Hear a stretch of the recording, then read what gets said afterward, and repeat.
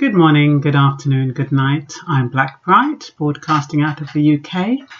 And today's topic is about, somebody asked me a question about returning to the UK.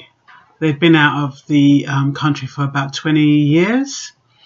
And, a lot of times, because we're born in the UK, we think that if we go out of it, we can just come back whenever we feel like. Technically, you can.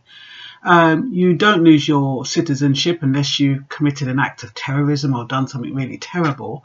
But apart from that, you can come back into the UK, but the UK doesn't want any burden, and they don't want anybody who's just coming in to take advantage. When I say take advantage, technically you're a citizen of the country, but you can't just show up without planning to come back. The same way you plan to leave is the same way you need to plan to come back. Now, I can only give you my experience, which was a relatively positive one, but there again, it's nearly 20 years ago. So things have changed since then. Actually, it's over 20 years ago, but I was out of the country for a while. But while I was out, I kept in touch with my family here. Twice a month, I would come back over to the UK, see my mum, see my daughters, see my friends. So I did that twice a year, and once a year, my daughter would come over to me. So we kept that tie for 3 times a year. So by the time, even though I was out of the country for about 10 or 11 years, it didn't seem as though it was that long. And then when I came over, when I came over on vacation, I had an artificial viewpoint of what the UK was like. For me, against the US dollar, everything seemed cheap. And my friends and family got so peed off with me because every minute I was saying, oh, that's so cheap. They're so cheap. And they said to me, stop saying that. It's not cheap. Anyway, of course, now I know it's not cheap. But at the time, I thought because the dollar is, anyway, whatever it is. But back then I thought it was cheap. So I came over and I was getting on people's nerves and going back. And then they reached a point where I said, okay, I'm going to come back. I'm going to come back and live. But at that point, I'd already decided, even before I went, that I knew I was coming back. It wasn't something where I was going to leave and not ever come back. That wasn't my thing, because I'm born in the UK and I love the UK. For all its idiosyncrasies, I do love the UK. So I'd planned to come back. So I'd kept in touch with family and friends. I had enough money to get myself place to live. So I didn't have to go to the benefit office and start asking them for stuff. But there again, at one point, I did have to think, oh my God, am I going to be able to actually stay with a member of my family? Because they all have their own little families. And for me to stay there for 2 and 3 months until I got myself sorted might have been too much for them. So I did call the council and I did say, look, I've been out of the country X amount of years. I've just come back. Is it possible for me to be housed? And they said, isn't there anybody here who can house you? And even though I said no, they said, well, you haven't got any kids, blah, blah, blah. You must have kids here somewhere. They must be able to look after you. And that was end of story. So then I thought to myself, well, I can't be bothered with all of that. So I decided to get on my own 2 feet and did what I could myself. I think at the time I was thinking about how I lived before I left. And before I left, I was living in a council home.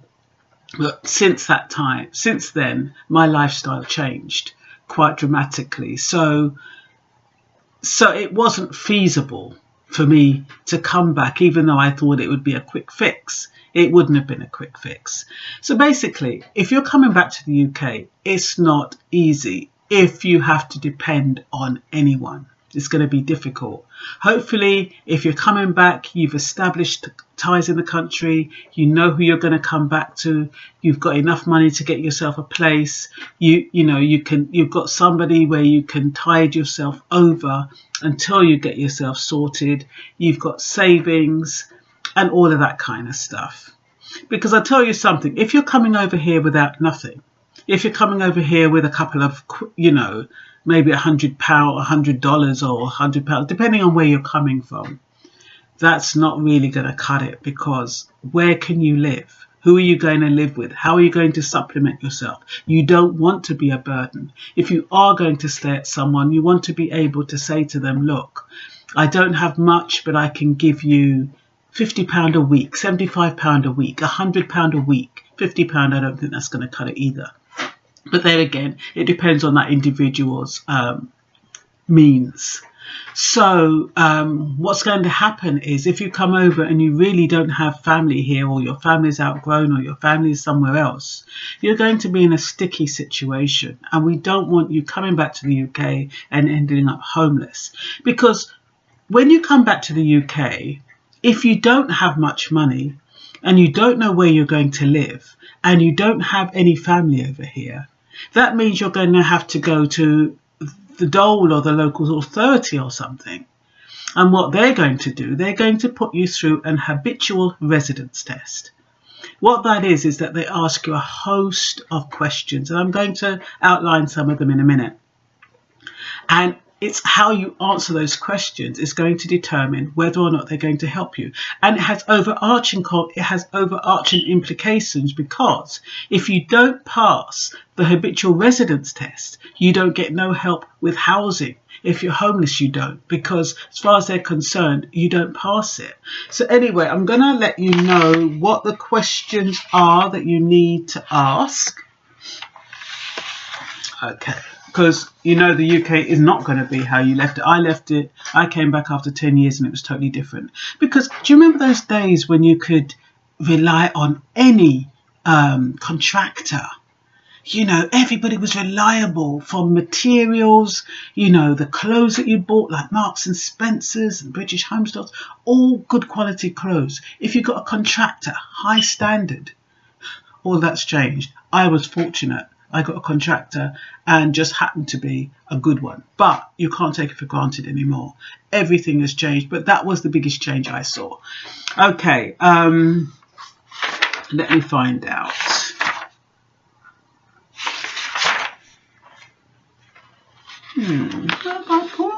I've got so much papers because there's so much you need to learn and need to do. Anyway, the habitual residence. And this will take up to 6 months, 3 to 6 months to set you up. So if you're coming over here without no money, that's not a good idea. You're going to at least need,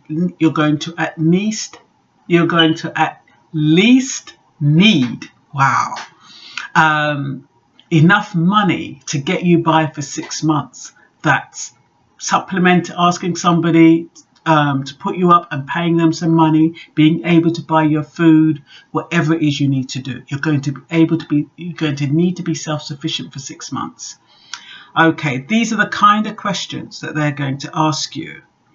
What plans do you have, after you've returned? So you're going to go there. Hopefully you don't show up on the same day that you've arrived. You better leave some breathing space, because it's not going to look favourable if you've just come from another country and dumping yourself onto the welfare benefits and social housing, or whatever it is, social care.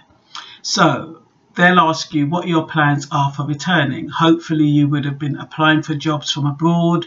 You will have evidence to show that you've applied for jobs. Hopefully you've got a job offer.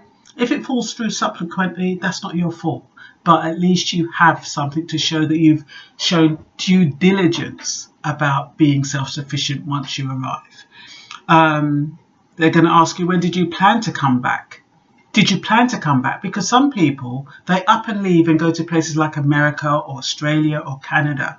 And they think, oh yeah, I'm going to go over there, meet somebody, start my life over there. I'm not going to come back to England. England is this, England is that. They've got no intention of coming back. If you've got no intention of coming back, that's going to implicate you in some way, but I'm not quite sure how.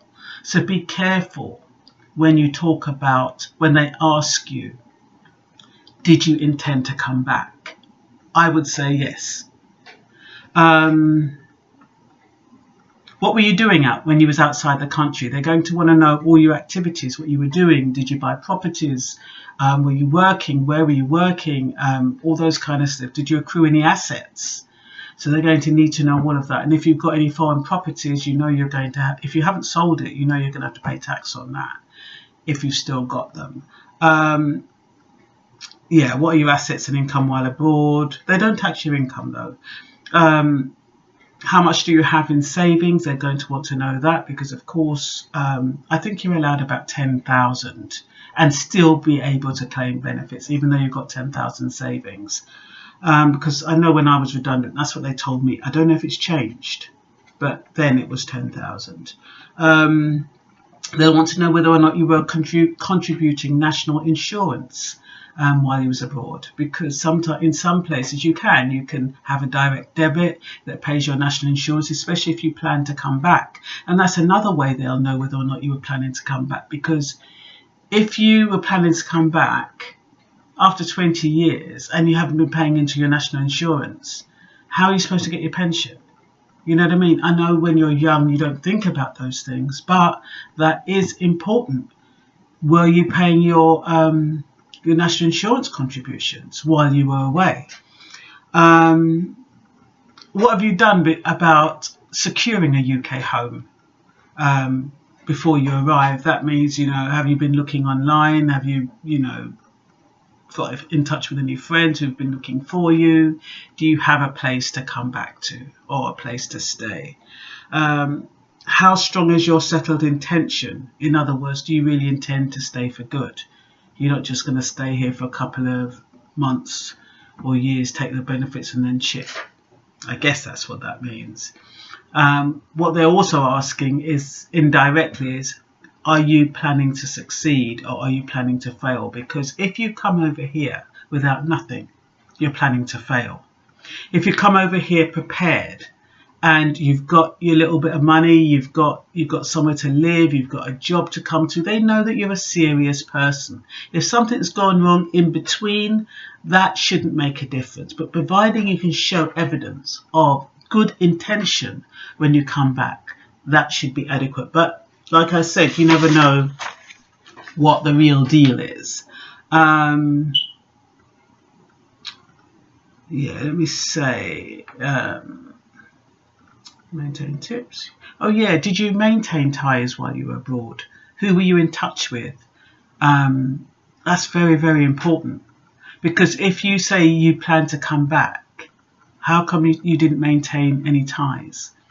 I mean, maybe you left the country with your parents or with your family, I don't know.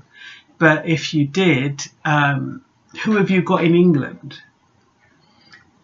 It wouldn't be wise to come to England just because you're born here or because you have settled status. I mean, if you have settled status, I'm not quite sure how long you can be out of the country anyway, but as long as you're born in the country, it's not wise just to come back just because you're born here. What is the reason why you want to leave where you are after such a long time? Is it better the devil you know than the devil you don't? I mean, there's a lot of things going on in different parts of the world. Does UK seem like a safe haven to you? It's not, but it might seem that way from across the waters. You will be means tested if you are looking for help, and that's very, very stringent. You have to, I don't even want to go there. Remember, in one of my videos, I told you I was made redundant. I was totally legit. I'd come back from the United States. I'd been working for 9 years. The company had made me redundant. I had evidence of all my pay slips, my mortgage, everything. And they gave me such a hard time. I don't even think I ended up getting it in the end. It was so difficult. And I'm born here, so I don't know how they talk about immigrants and all these people using up the benefits. I don't see how they can. I don't see how they can. It's like Fort Knox trying to get a few shekels from the job centre. I ended up getting a part-time job. So, that is a toughie. That is a tough one, especially if you haven't got something. Hopefully, if you're coming back, it's well prepared. You've done your homework. You know, you can go on the www.gov.uk website. It tells you all the things you need to do if you're coming back. Register with a GP, register with a dentist, register with the HMRC, that's the tax office. Get council tax. A lot of times, if you you're going to need evidence. Like, they do have a bank that if you don't have evidence of where you've lived, especially if you're just coming back from a different country, because normally to open a bank account, you're going to need evidence like council tax, you know, utility bills, all that kind of stuff. And if you don't have it, there is this bank called the British Bankers Association, and they've got a guidance about opening up a bank account if you're returning new from the UK. So that's the British Bankers Association, because otherwise it's very difficult. And the thing is with council tax, I mean, most people, you might think they don't want you to live with you. They don't want you to live with them, especially when they're living on their own. Because I remember one guy said to me some time ago, I used to deal with this woman, but she wouldn't let me live with her. I don't know why. And I said, it's probably because she didn't want it to affect her bloody council tax.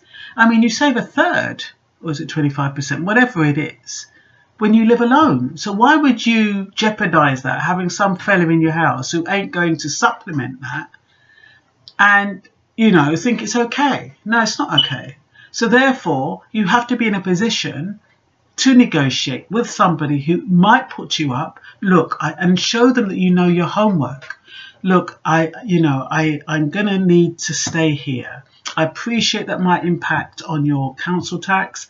I'm willing to supplement your council tax so that you're not short. You see what I mean? It makes a difference. I'm willing to give you X amount of money, or ask them how much they want, whichever way it goes. And I'm going to be as low key, and it's going to be for an X amount of time. And you stick to that time because you have a plan in mind about what you're going to do. You're not just going to stay there and then, because she's nice and because she's accommodating, overstay your welcome, because that's not going to be good. A lot of people do that. They turn up at somebody's house, they ask for help, the person is accommodating, and then they don't want to shift. They stay there. And then in the end, that person is made to feel uncomfortable. That person has to say to that person, look, I'm ever so sorry, you can't stay here anymore. So just make sure if you're coming back to the UK, make sure you've got your act together and things in place. What else is there? There's lots and lots and lots. Well, social housing is hard for a single person, as you probably know. Private housing, make sure that, it's probably recommended. Homelessness. Like I said, if you're homeless, you come over and you've got nowhere to live, you're not going to get no help if you haven't passed that habitual residence test. So don't think they're going to put you up somewhere because you're desperate. They're not. They have priorities, and they're the ones with children. So if you were living outside the United Kingdom less than 5 years, you won't have to do this habitual residence test, though. Once you return, the upside, you can resume your settled status, you can get free NHS, but if you come over, suppose you're going to come over, you're living abroad, we'll say to the States, for example, you're living in the States and you're thinking about coming back to live in the UK. So you say to yourself, I want to go and suss it out and see what it's like. So you jump on a plane, you come over, and God forbid something happens to you. You can't get free NHS unless it's an emergency. And even if you come over here and plan to live and stay, you cannot get free NHS until you've passed the habitual residence test. You're going to be foot with a bill unless it's an emergency. So if you've got any dormant things wrong with you, or you have some medical issues, make sure you come over here with your prescriptions. Because what will happen is that a nurse came over here.